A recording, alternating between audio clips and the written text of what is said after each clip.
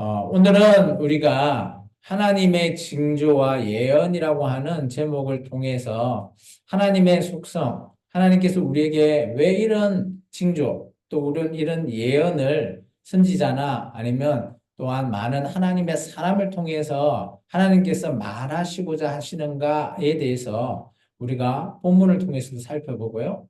또 우리가 성경에서 나타난 하나님의 징조들, 그리고 현상들, 그런 내용들을 통해서 이것이 하나님의 과연 뜻이 무엇인지를 우리가 살펴볼 필요가 있다는 겁니다. 우리가 성경을 보면 하나님이 어떤 분으로 여러분은 보이십니까? 좋은 분으로 보이시나요? 아니면 참 오래 참으시는 인자하신 분으로 보이시나요? 아니면 화가 나서 모든 것들을 다 부숴버리고 없애버리시는 분으로 보이시나요? 때로는 각 사람마다 하나님의 모습이 다르게 보일 때가 있습니다. 하나님은 어떤 모습으로 보이시는가 하면 방금 제가 설명한 모든 모습의 속성을 다 가지고 계신 분이십니다.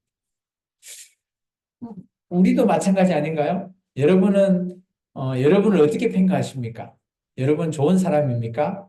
아니면 나쁜 사람입니까? 아니면 좋다가 나쁜 사람입니까? 아니면 남한테 어떻게 보이려고 하는 사람입니까? 아니면 나의 진실한 모습을 그냥 드러내놓고 행하는 사람입니까? 근데 잘 따져보면 방금 제가 했던 말 안에 나의 모든 모습들이 다 담겨 있을 거예요. 뭐 때로는 가식적으로 보일 수도 있고요.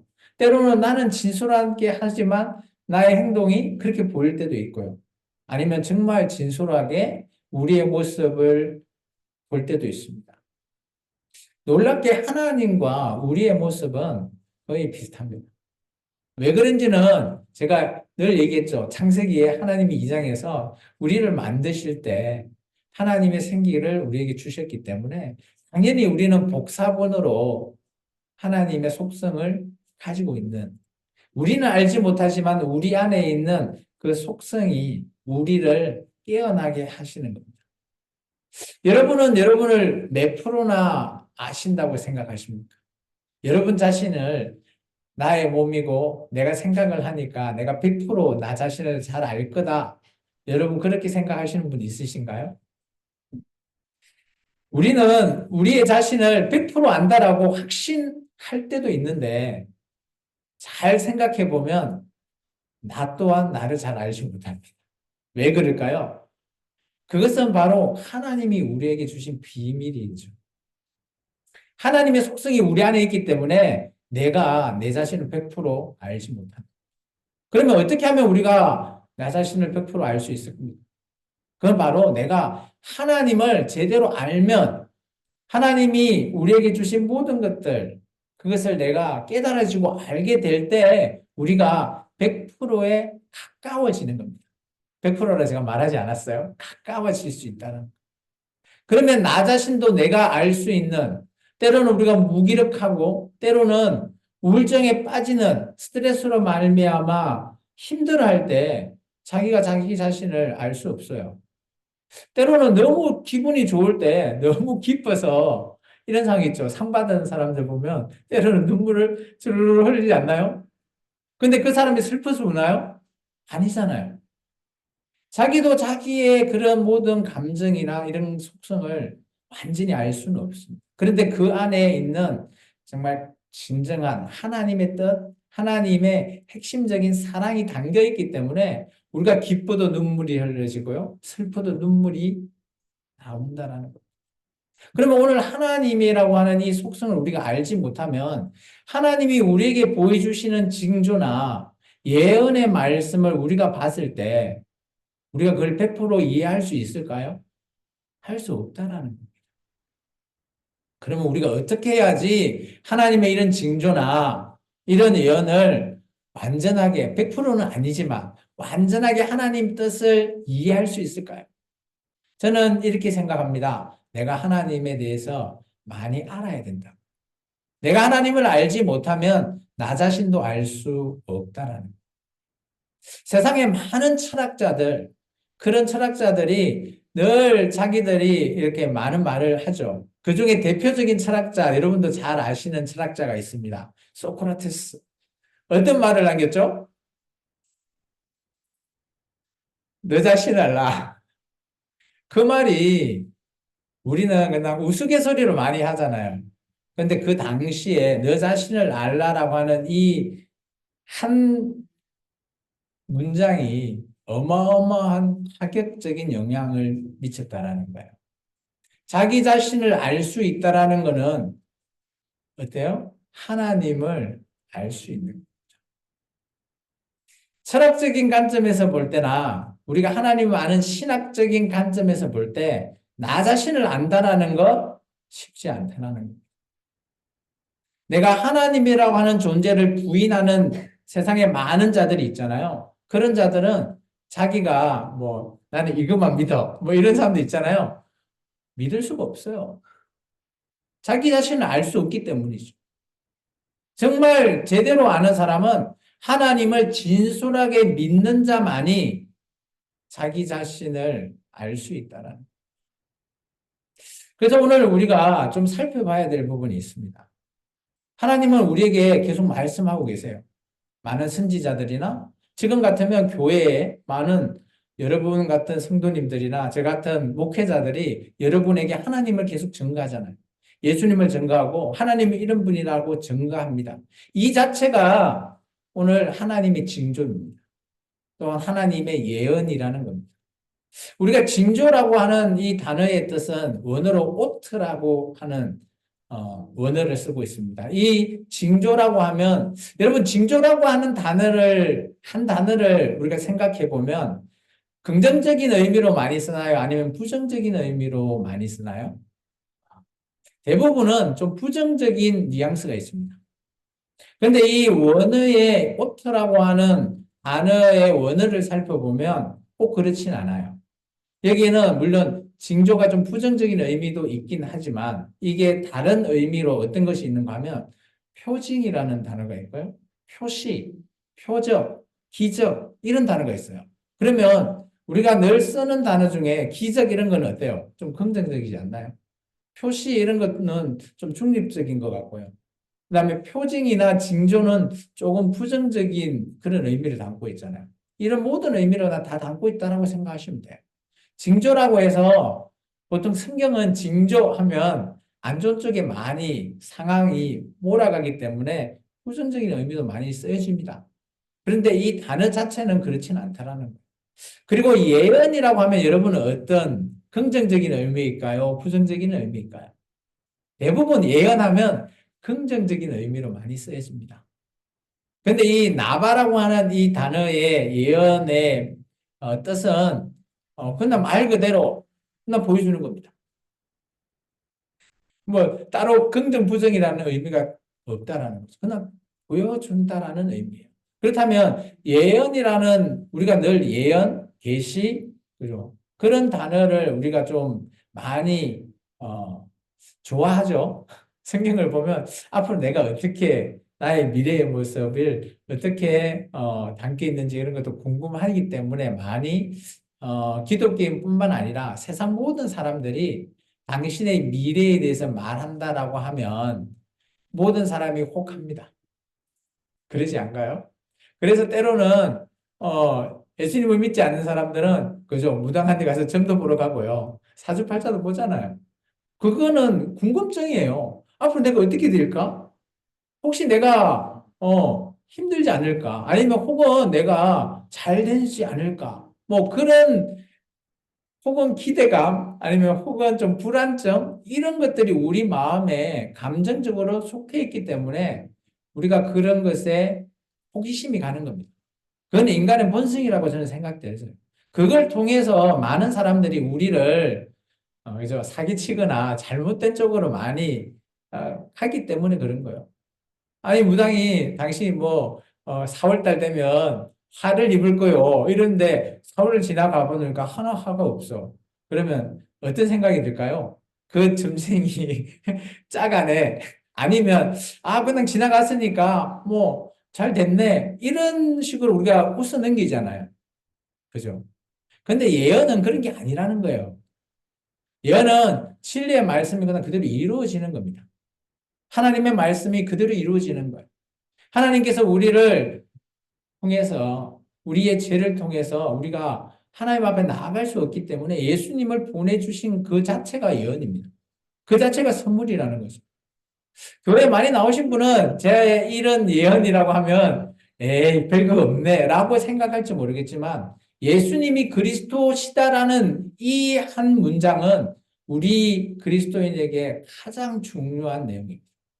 아까 소크라테스가 너 자신을 알라와 마찬가지로 예수님은 그리스도시다라는 이 단어는 우리가 이 땅을 떠날 때까지 기억해야 될 문장이라는 겁니다.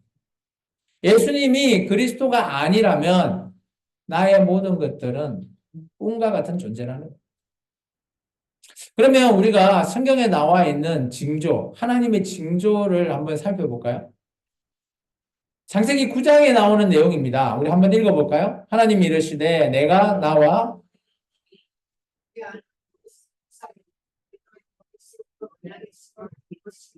내가 움직이는 물 속에 원하니 그것이 나와 상관에 원하는 수소는 여기 나오는 언약의 증거라는 이 언약이라는 언약이라기보다는 증거가 바로 오트예요. 징조.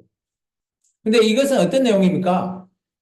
하나님께서 이 땅에 너무 악해서 물로 세상을 심판하시고 난 이후, 그죠? 노아가 이 땅을 밟았을 때 하나님 앞에 언약을 세우고 하나님 앞에 제사를 드렸을 때 하나님께서 노아에게 해주셨던 말씀입니다. 앞으로는 물로는 이 땅을 심판하지 않겠다라면서 언약의 증거로 무지개라는 것을 선물해 주셨죠. 이게 하나님께서 우리에게 보여주는 그냥 증거예요. 징조라는 겁니다. 어떻습니까? 우리가 징조하면 마치 뭐 이거 엄청 어마어마한 신비스러운 거 아닌가요? 무지개를 여러분 요즘 본 적이 있나요? 저는 무지개 본 적이 기억이 좀 가물가물해요. 요즘 무지개가 잘 안 보이더라고요. 무지개 볼 때마다 우리는 와 신기하다 이런 저는 어릴 때 그렇게 생각했는데 제가 예수 믿고 난 이후에는 무지개 볼 때마다 하나님께서 우리에게 보여주시는 것이 그 증거구나. 내가 하나님을 바로 알고 하나님이 우리에게 보여주신 증거를 늘 우리에게 예언식으로 보여주고 계시는구나라는 그런 걸로 저는 좀 바뀌었거든요. 예언이나 징조나 이런 것들은 우리에게 보여주십니다. 우리의 삶에서 보여주셔요. 그렇기 때문에 우리가 매일매일 삶이 하나님 앞에 우리가 봐야 되는 거예요. 그런데 우리가 왜 못 볼까요? 내가 눈이 가려졌어. 아니면 내가 영적으로 깨어나지 못했어. 물론 그럴 수 있습니다. 저는 그 중에 가장 중요한 것은 우리의 생각이라고 봅니다.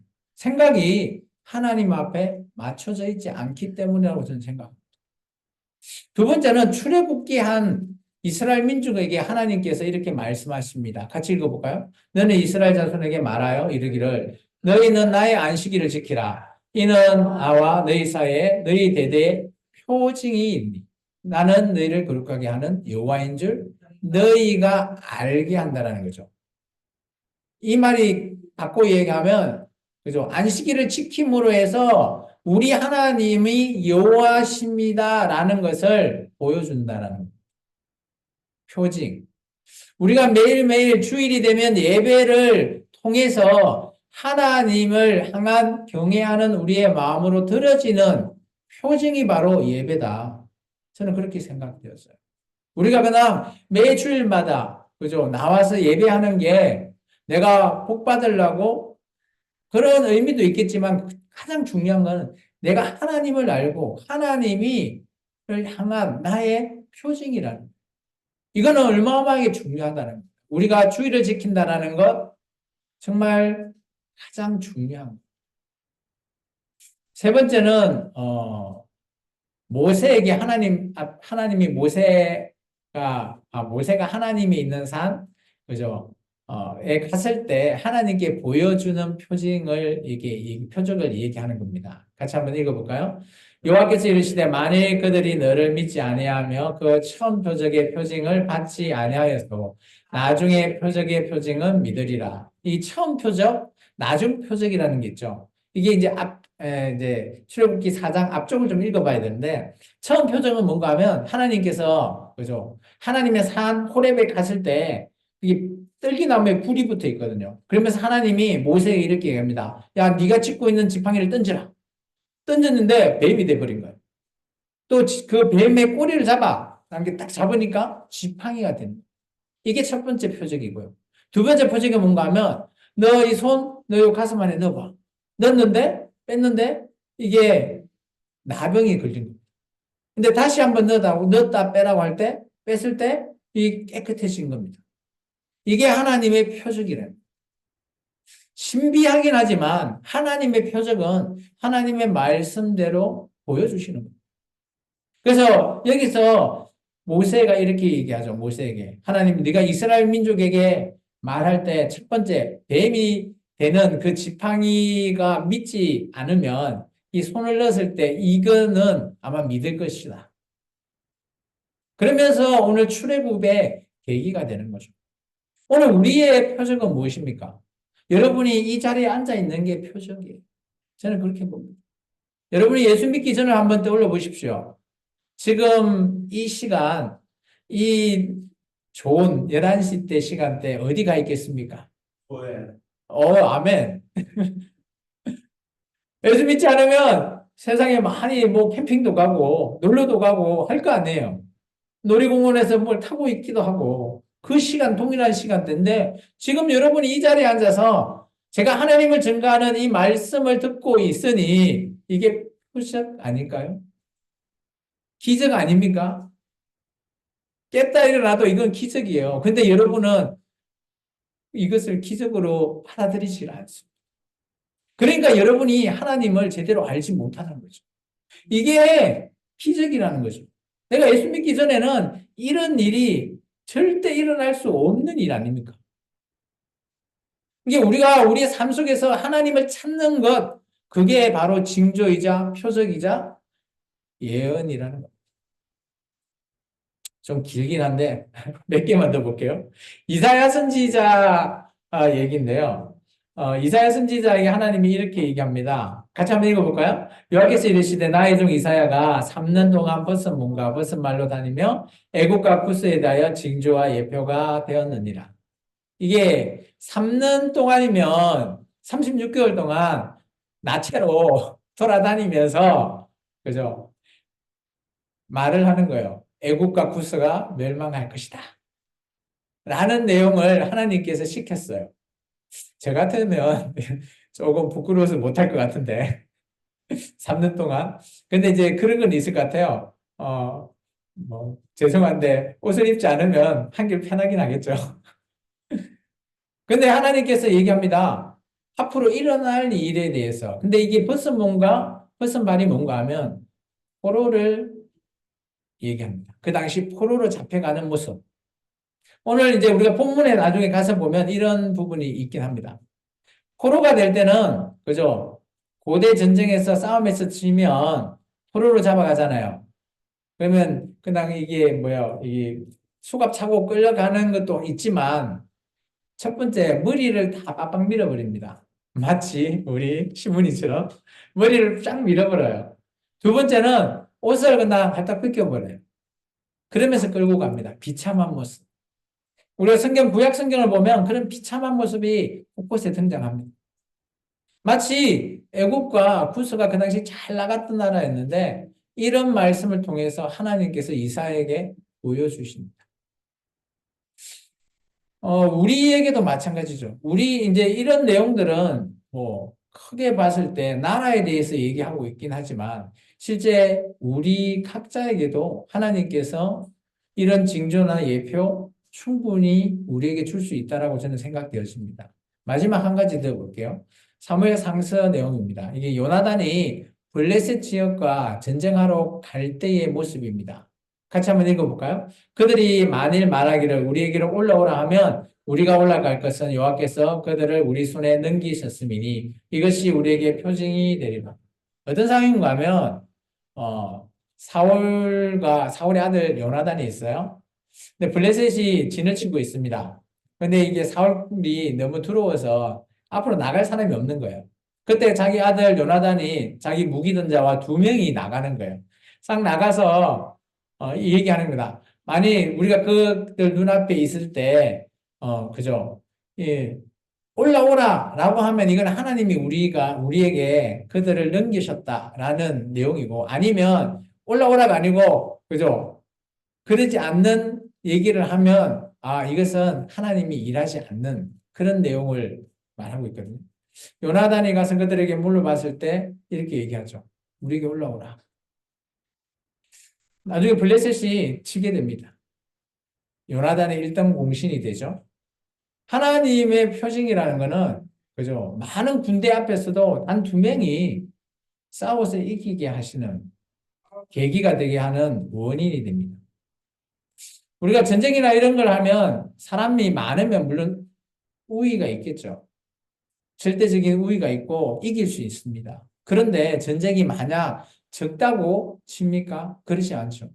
우리 역사적인 사건을 봐도 일본과 우리나라의 전쟁이 있었을 때 이순신 장군이 배 12척으로 이기지 않았습니까? 어마어마한 차이가 나지만 충분히 이길 수 있습니다. 물론 그렇다고 이순신 장군이 하나님을 그때 믿었다, 이렇게는 제가 말하고 있지 않지만, 전쟁은 수가 많다고 꼭 이긴다라는 보장은 없어요. 그리고 성경에서 보면, 연약하고 키가 작다고 꼭 진다라는 보장도 없죠. 다윗과 골리앗의 전쟁, 전투 장면 보지 않았습니까? 골리앗이 어마어마하게 크지만 다윗이 이기지 않아요. 물론 그 다윗은 그죠? 하나님의 이름으로 나갔기 때문에 이겼다라고 우리는 얘기해요. 그런 것들이 저는 표징이라고 봅니다. 징조라는 거죠. 하나님이 그러면 잘 한번 생각해 보십시오. 우리의 삶에 우리에게 늘 관여하시고 우리에게 늘 말하라고 하십니다. 누구누구야 라고 말을 하시죠. 그럴 때 우리가 그 말을 듣고 우리가 따르면 그것이 바로 표징이라는 거예요. 때로는 우리가 하나님의 말씀을 하시지만 내가 알아듣지 못한다면 그것은 우리에게 표징이 될 수가 없다는 거예요. 이제 본문으로 한번 가보겠습니다. 오늘 하나님의 징조에 대한 본문은 한 세 가지 정도 등장하죠. 우리가 좀 전에 읽었던 1장에서 3절의 내용은 이렇습니다. 하나님이, 그죠? 토판을 가지고 옵니다. 그리고 그 위에 찰흙 같은 걸로 미니어처를 만드는 거예요. 성을 만드는 겁니다. 그리고 그 성을 에워싸게 하는 게 첫 번째 징조예요. 이거는 이 당시 에스겔 선지자가 바벨론 땅에서 하나님의 말씀을 보게 된 거죠. 근데 이 당시에는 아직까지 남유다가 멸망당하지 않은 상태예요.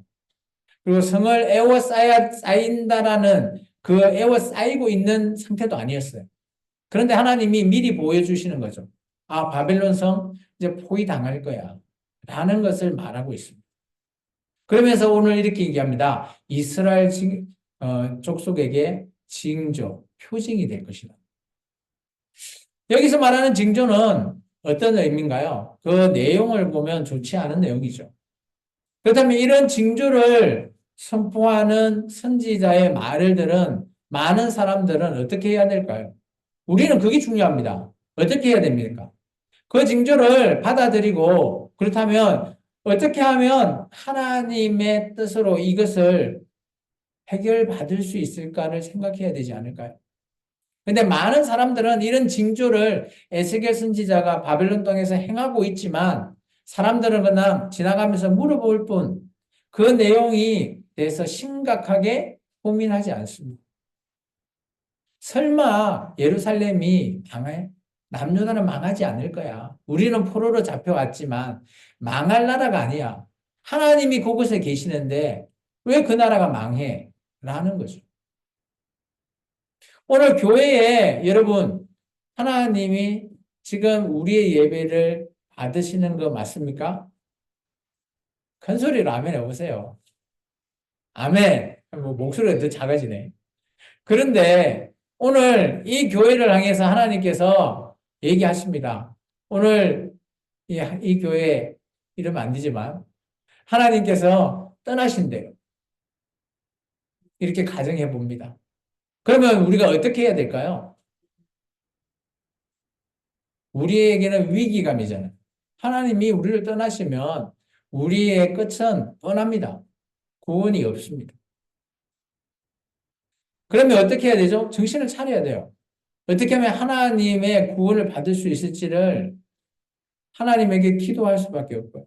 하나님 앞에, 그죠? 하나님의 삶을 하나님 앞에 어떻게 맞춰야 되는지부터 시작해야 돼요. 그리고 우리의 생각도 바꿔야 돼요. 근데 이스라엘 모든 민족의 사람들은 그렇게 하려고 하지 않아요.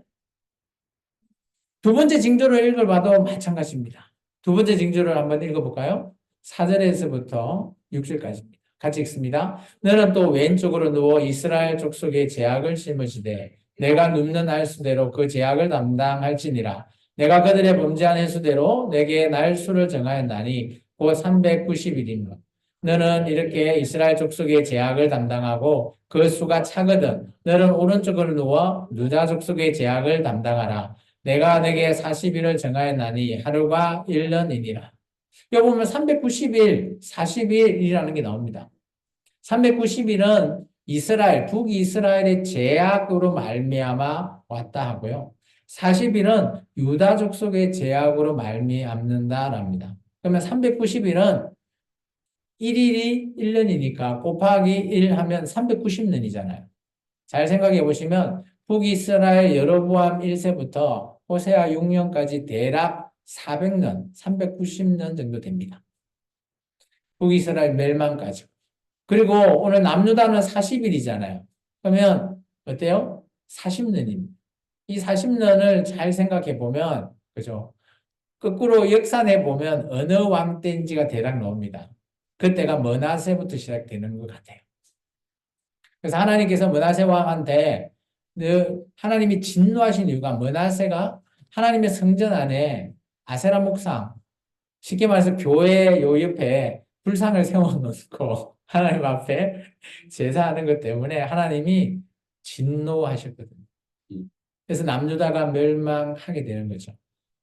이런 징조가 왼쪽으로 누워 있고, 근데 참 저는 잘 때, 여러분은 잠을 잘 때 어떻게 자요? 저는 대략 이렇게 편안하게 이렇게 바로 누워서 잡니다. 그래서 오래 자면 허리가 많이 아파요. 여러분은 편안하게 이렇게 자나요? 아니면 왼쪽으로 갔다가 오른쪽으로 갔다가 하나요? 제 아내는 참고로 많이 왔다 갔다 합니다. 근데 390일 동안 왼쪽으로 계속 누워서 자야 되고요. 40일 동안 오른쪽으로 누워서 자래요. 저는 못할 것 같아요. 그런데 이제 하나님께서 그런 퍼포먼스를 통해서 오늘 이야기합니다. 7절과 8절이죠. 이유를 말씀하시죠. 같이 읽습니다. 너는 또 내 얼굴을 에워싸인 예루살렘 쪽을 향하여 팔을 걷어올리고 예언하라. 내가 줄로 너를 동일이니 내가 에워싸이는 날이 끝나기까지 몸을 이리저리 돌리지 못하니라. 이게 이 상황은 어떤 상황이죠?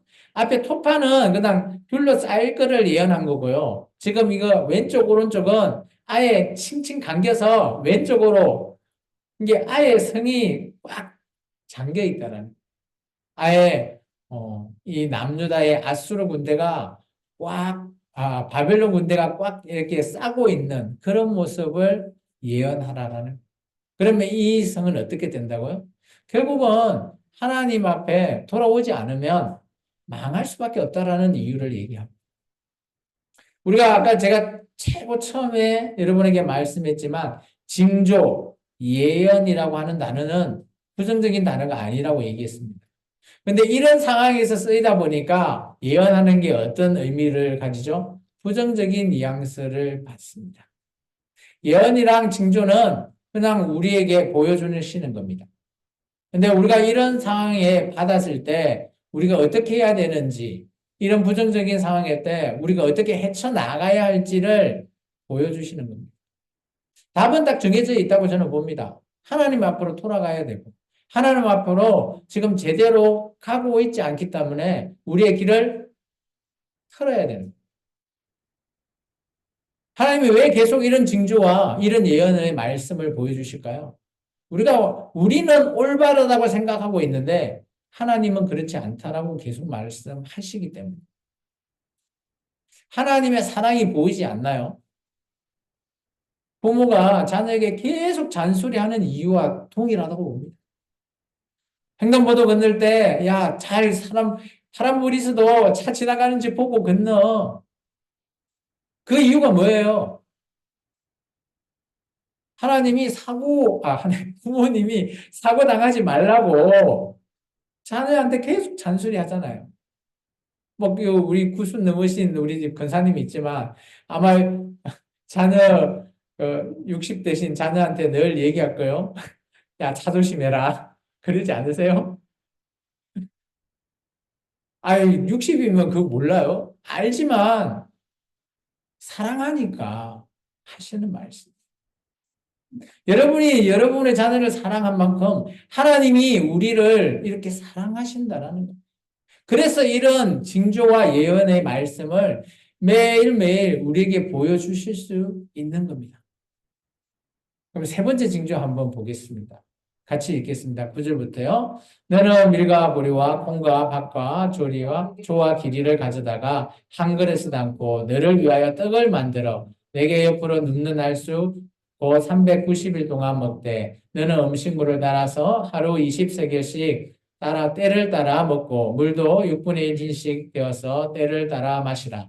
너는 그것을 보리떡처럼 만들어 먹되 그들의 목전에서 인분불에 피워 구울지니라. 또 여호와께서 이르시되 내가 여러 나라들로 쫓아내어 흩어버릴 이스라엘 자손이 거기서 이같이 부정한 떡을 먹으리라 하시기로 내가 말하되 아하 주여 여호와여 나는 영혼을 더럽힌 일이 없었나이다. 어려서부터 지금까지 스스로 죽은 것이나 짐승에게 찍힌 것을 먹지 아니하였고 가정한 고기를 입에 넣지 아니하였나이다.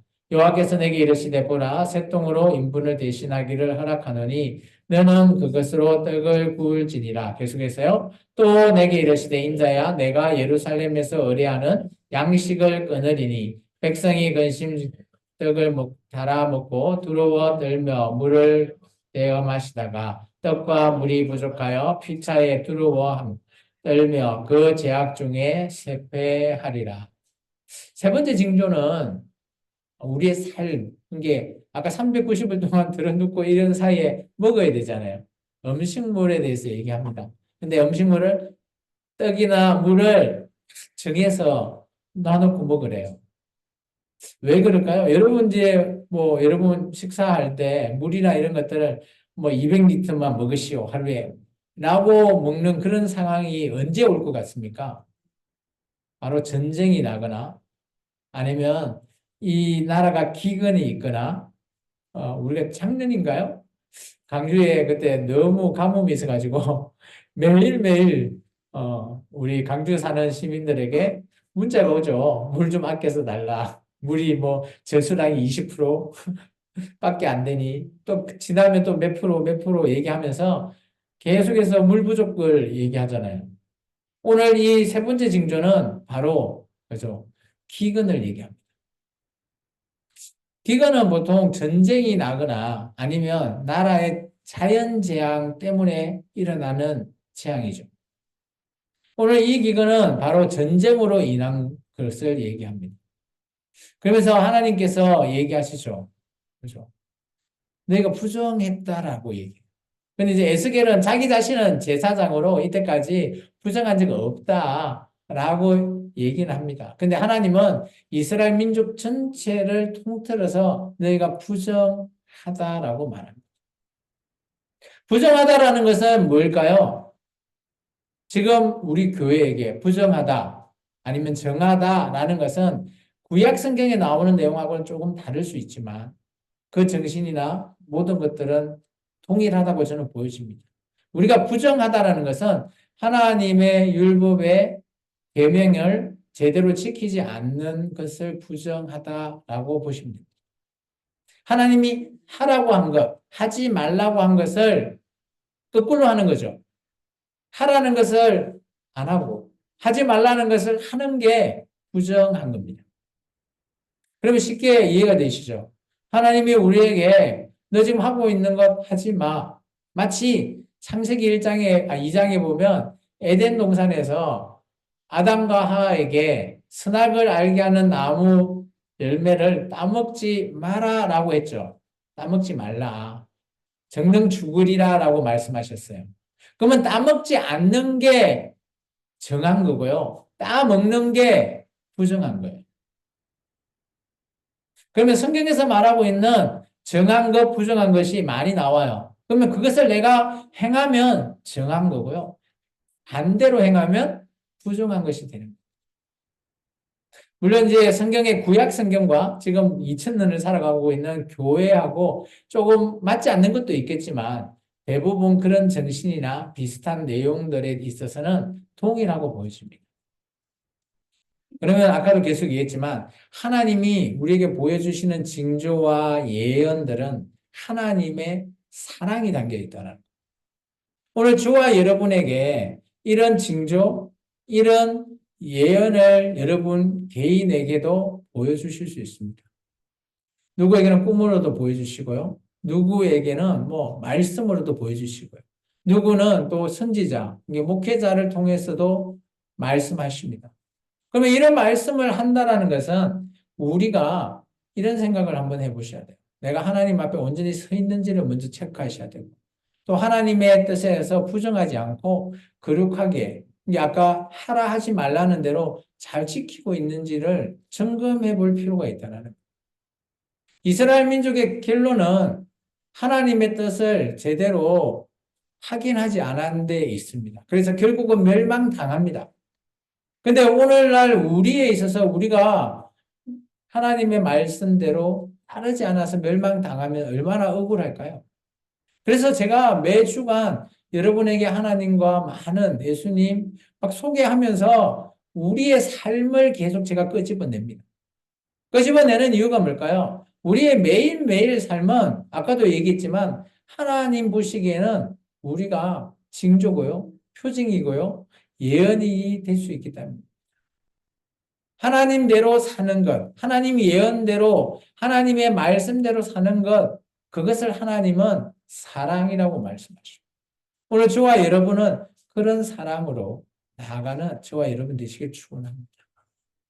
말씀이 좀 길어졌는데요. 이 말씀을 읽고 마칠까 합니다. 같이 읽겠습니다. 하나님의 징조와 예언은 어리석은 백성을 깨닫게 해주시고 온전히 하나님과 함께하자는 하나님의 음성입니다. 따라서 저와 여러분이 이런 징조와 예언을